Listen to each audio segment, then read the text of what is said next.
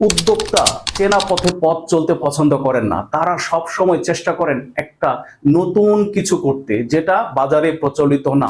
উদ্যোক্তা সাধারণত সমস্যা খুঁজে বের করার চেষ্টা করেন, সেই সমস্যাটাকে সমাধান করে তারা একটা বিজনেস মডেলে দাঁড় করান। উদ্যোক্তা সাধারণত খুঁজে বের করেন সমাজে কোনো সমস্যা, তারা প্রথমে আইডেন্টিফাই করেন।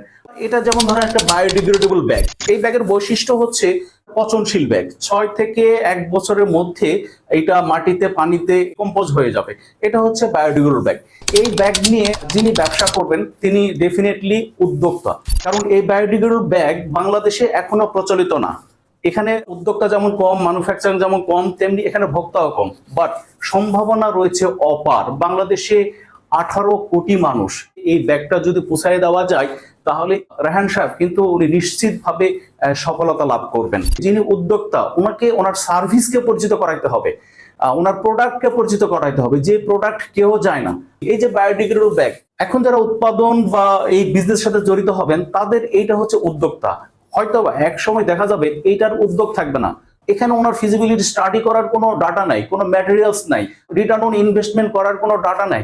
ওনাকে ওনার ভিশন মিশন নিয়ে নামতে হবে। উদ্যোক্তা হইতে হলে একটা রিস্ক টেকিং মনোভাব নিয়ে ঝাঁপিয়ে পড়তে হবে। এখানে লাভের পরিমাণ যেমন বেশি আছে এবং এখানে লসের সম্ভাবনাও বেশি আছে।